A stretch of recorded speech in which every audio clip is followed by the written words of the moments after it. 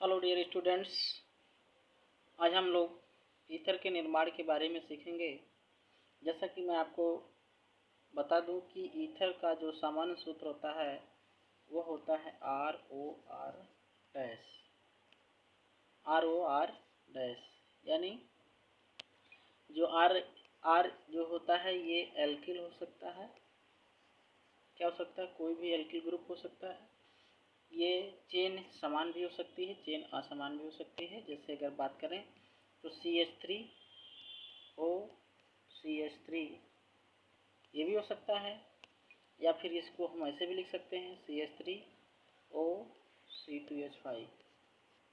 ठीक है, तो यहाँ पर आप क्या देख रहे हैं, यहाँ R जो है डिफरेंट है। ठीक है, तो कहने का तात्पर्य हो गया कि R समान भी हो सकता है और R जो है डिफरेंट भी हो सकता है चेन में। तो उससे कोई मतलब नहीं। मतलब ये है कि जब एक ऑक्सीजन से दो एल्किल या एरिल कोई भी समूह जुड़ जाए तो उसको आप क्या कहोगे? ईथर कहोगे। ठीक है, क्लियर है? अच्छा जी, चलिए अल्कोहल के निर्माण की अगर हम बात करें तो अल्कोहल के निर्माण में देखा जाए तो बहुत सारे प्रक्रम प्रयोग किए जाते हैं अल्कोहल के निर्माण में। पहला जो प्रक्रम है, ये ईथर के निर्माण में बहुत सारे विधि अप्लाई की जाती है, जिसमें आप देखेंगे पहली विधि आपकी है अल्कोहल के निर्जलीकरण द्वारा। तो अल्कोहल के निर्जलीकरण की अगर मैं बात करूं तो जैसे हमने लिखा CH3CH2, क्या लिखा?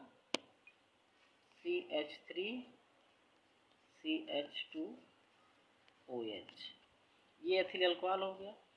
इसका जब हम निर्जलीकरण करेंगे किसकी उपस्थिति में?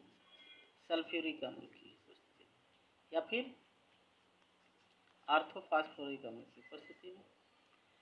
तो जब निर्जलीकरण करेंगे तो यहाँ से एक हाइड्रोजन और ये OH गायब हो सकता है, यानी ये हमारा बन सकता है CH2 डबल बॉन्ड CH2 बनेगा। क्या बनेगा? CH2 बनेगा। ठीक है, तो यहाँ आपको ये ध्यान देना है कि जब हम CH2 ये CH3 सिंगल बॉन्ड CH2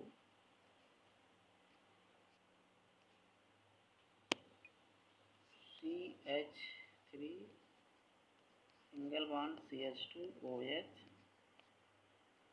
का निर्जलीकरण करते हैं तो एक हाइड्रोजन यहाँ से OH ये बन सकता है CH2 डबल बॉन्ड CH2।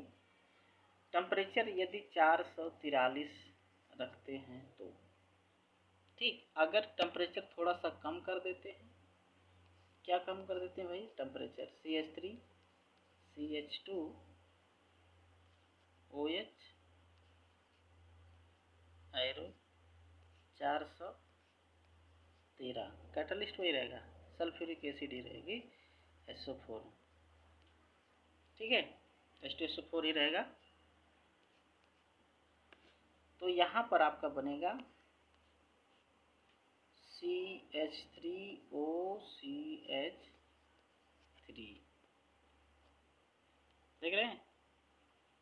ये बन सकता है, लेकिन क्योंकि यहाँ से ये चीज़ प्राप्त करना थोड़ा डिफ़िकल्ट है, तो उसके लिए हम बताते हैं आपको CH3 CH2 OH, temperature 413 kelvin, ताप जो उत्प्रेरक जो रहेगा वही रहेगा H2SO4 या H3O4। ये बनेगा क्या? CH3 CH2O फिर C2H5, ये बनेगा। इसकी संख्या आप 2 कर दीजिए। ठीक है, तो आपको ईथर प्राप्त हो जाएगा, यानी डाई एथिल ईथर। तो दोनों कंडीशन होती है। टेम्परेचर यदि आप अल्कोहल का 443 करते हैं तो एल्कीन प्राप्त होगा। यदि टेम्परेचर थोड़ा सा लो कर दीजिए, 413 कर दीजिए, तो आपको डाई एथिल ईथर प्राप्त हो जाएगा। यानी जल का जो है रिमूव हो जाएगा। ठीक है, तो जल का निकलना ही निर्जलन होता है। ठीक, अब इसके बाद दूसरी पॉइंट की बात करें जो कि परीक्षा की दृष्टि से इम्पॉर्टेंट होती है, रिएक्शन पूछी भी जाती है। विलियमसन संश्लेषण क्या होता है या विलियमसन संश्लेषण। तो विलियमसन संश्लेषण की अगर मैं बात करूं तो यह जो है एक प्रयोगशाला विधि होती है ईथर के निर्माण की, यानी ईथर के निर्माण की यह एक महत्वपूर्ण प्रयोगशाला विधि होती है जिसमें किसी एल्किल हैलाइड का किसी मेटैलिक एल्कॉक्साइड के साथ अभिक्रिया कराते हैं तो ईथर प्राप्त होता है, और इस प्रकार की अभिक्रिया को विलियमसन संश्लेषण कहते हैं। देखा जाए सामान्य रिएक्शन, तो जैसे हमने लिखा RONA, क्या लिखा RONA, ये सोडियम एल्कॉक्साइड हो गया प्लस किसके साथ रिएक्शन, एल्किल हैलाइड के साथ। तो ये चीज़ें हमारा यहाँ से क्या होगा, रिमूव हो जाएगा। ठीक, बचेगा क्या, बचा आपका ROR, ये बचा, ये आपका ईथर हो जाएगा। तो इस तरीके से जब सोडियम एल्कॉक्साइड के साथ एल्किल हैलाइड की अभिक्रिया कराते हैं तो ईथर प्राप्त होता है, और इस प्रकार की अभिक्रिया को हम क्या कहते हैं, विलियमसन संश्लेषण कहते हैं। क्या कहते हैं, विलियमसन संश्लेषण कहते हैं। ठीक है, क्लियर है ये। चलिए आइए इसका रासायनिक रिएक्शन देखते हैं। जैसे हमने लिखा क्या लिखा CH3, ऊपर भी हमने लिखा CH3, फिर ऑक्सीजन ONA, ये नेगेटिव ये पॉजिटिव, इसके पास 4 इलेक्ट्रॉन। ठीक, इसकी अभिक्रिया हम किसके साथ करा रहे हैं, इसकी अभिक्रिया हम जो है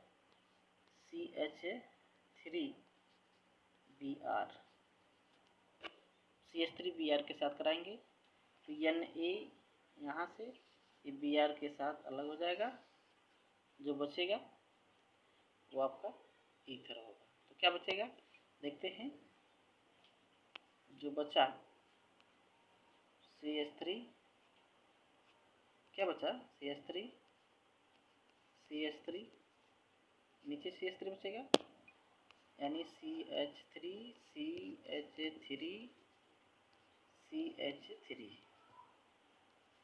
ठीक, आगे भी आपका O, फिर CH3, ये बचा। तो ये आपका देखा जाए तो ईथर है, ये मेथॉक्सी आइसोब्यूटेन ईथर प्राप्त हुआ। ये टोटल आपका क्या हो जाएगा, मेथॉक्सी हो जाएगा, और ये आइसोब्यूटेन हो जाएगा, ये सॉरी नियोब्यूटेन होगा, आइसो नहीं। ठीक है, क्लियर है। इसी प्रकार आप चाहें तो अल्कोहल का भी बना सकते हैं, ये फिनाल से भी बना सकते हैं। फिनाल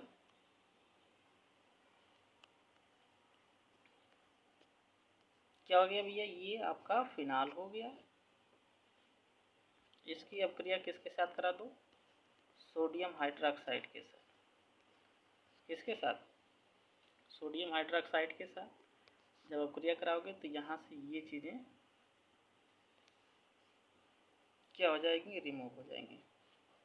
H2O निकल गया, बचा क्या, जो बचा उसको लिख लीजिए। तो बचेगा क्या भैया, आपका देख लीजिए, ये हो गया ONA, ये बचा। फिर इसकी अभिक्रिया आप करा दीजिए किसके साथ, एल्किल हैलाइड के साथ। तो एल्किल हैलाइड के साथ करेंगे तो NaX, ये यहाँ से रिमूव हो जाएगा। बचेगा क्या, यही बचेगा, यानी OR। ठीक, तो यहाँ पर भी आप देख रहे हैं क्या प्राप्त हो गया, ईथर।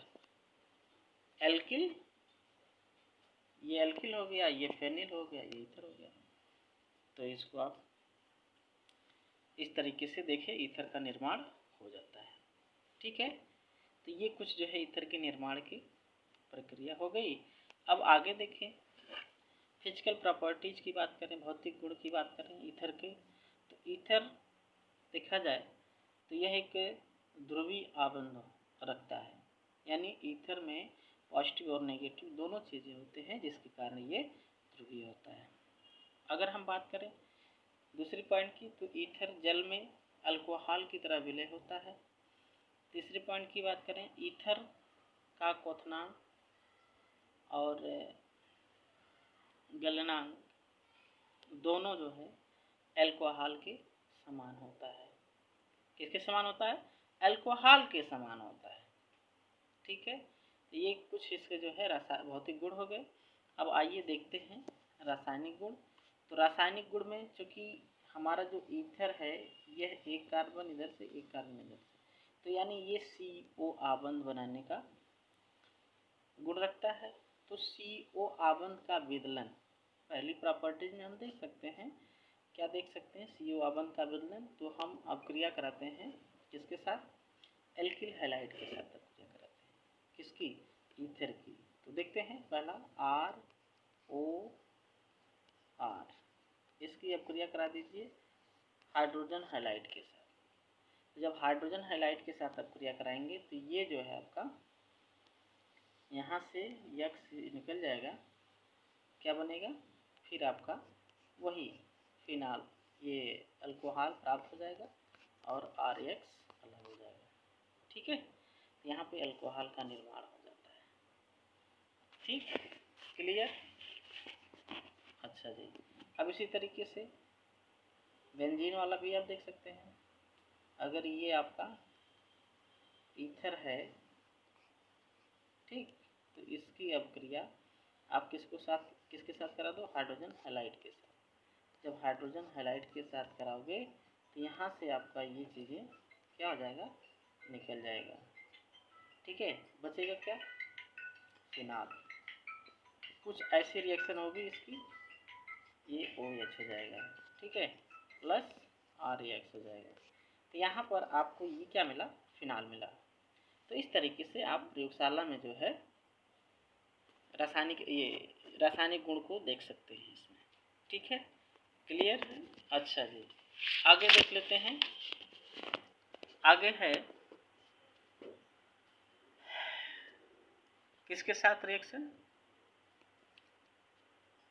अगर हम देखें तो ये जो है आर्थो और पैरा स्थितियों पर जो है निर्देशक होते हैं। तो अगर हम इलेक्ट्रॉनिक विन्यास इसका ये इलेक्ट्रॉन स्थानांतरण देखें ईथर का फिनॉल में, या बेंजोइक ईथर में अगर देखें, या फिर एल्किल ईथर में देखें, एल्किल फिनॉक्सी में देखें,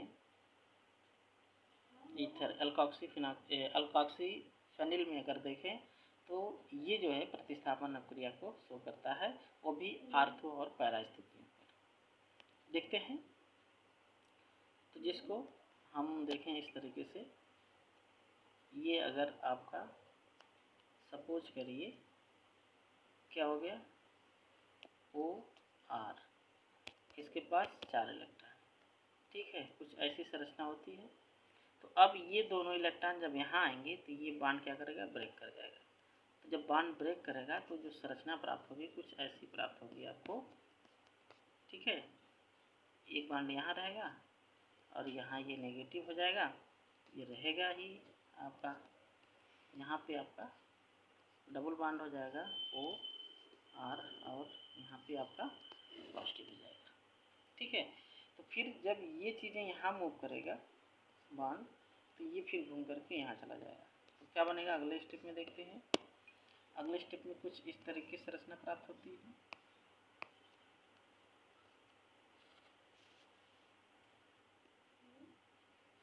क्या प्राप्त होता है भाई? कुछ इस तरीके से संरचना प्राप्त होती है।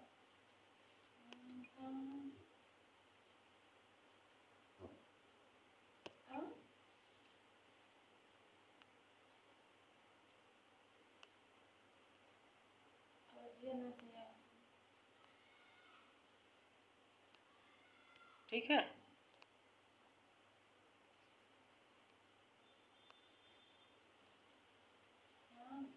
कुछ इस तरीके से रचना प्राप्त होगी। फिर ये इलेक्ट्रॉन इस पर अटैक करेगा तो ये बॉन्ड घूम करके कहाँ जाएगा, यहाँ आ जाएगा। ठीक, आगे से रचना देख लेते हैं, कुछ ऐसे बनेगी।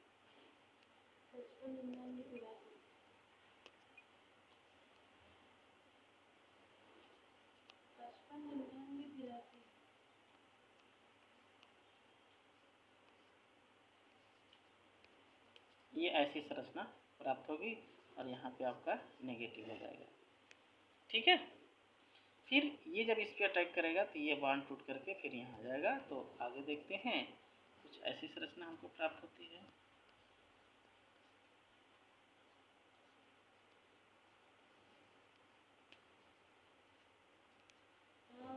ठीक, तो ये आपका फिर ईथर प्राप्त हो गया। तो इसमें आप ये देख रहे हैं कि जो आर्थो पोजीशन है,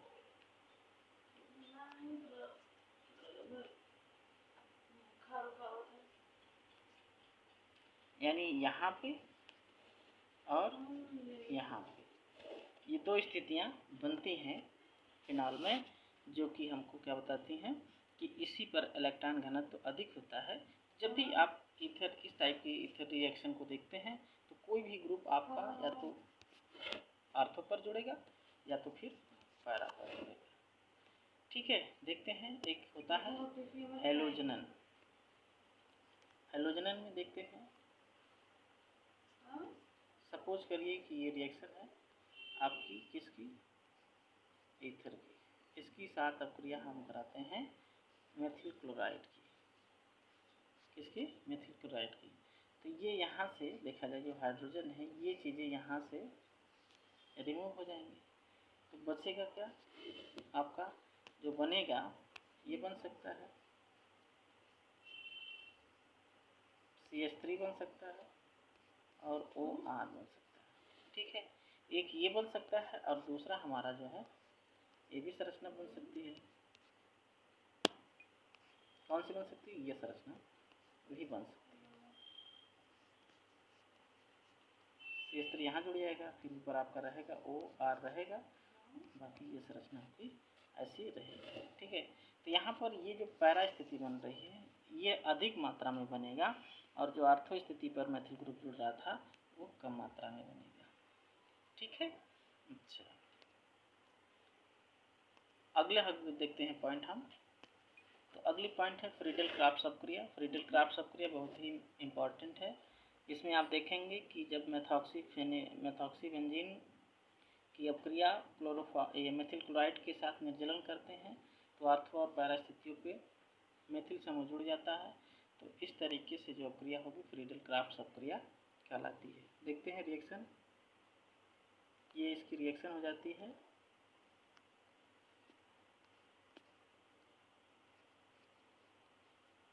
प्लस CH3Cl,